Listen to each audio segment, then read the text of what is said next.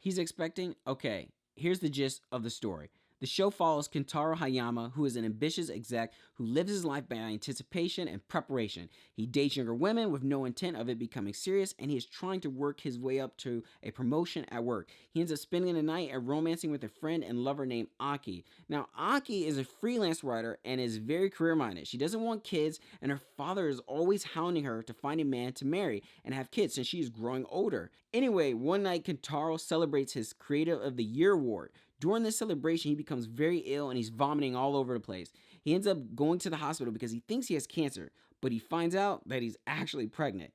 From here, we see how this challenges him as he navigates work and his relationship with Aki, who is the mother of his child. I found it somewhat interesting at this point as we see their lives turn upside down from the moment of the pregnancy. Both characters are trying to succeed in their career lives and are both reflected upon from other characters that they meet. For instance, there's a point where Kentaro has decided to get an abortion. He soon meets a gentleman who is also pregnant, and he is very excited to give birth to his child.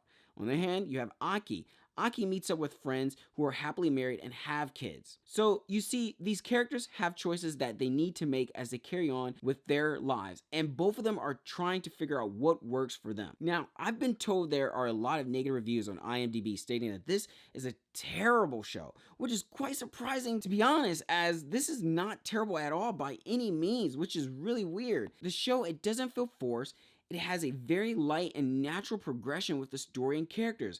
Yes, it doesn't go deep with its overall theme or message as many I suspect would have liked or expected. There's some tonal shifts and inconsistencies here and there, but they aren't a deal breaker as the story still finds a way to move on. Going into this, I understand that this was very far-fetched. If you're someone who wants to take this seriously and want your questions answered, such as how does this work and what is this show trying to say in terms of representation and its overall message, then I say walk away, skip it. But if you can push that kind of thinking aside and you know what you're getting yourself into and you've seen the trailer and you're interested, then give this a try. I'm just saying.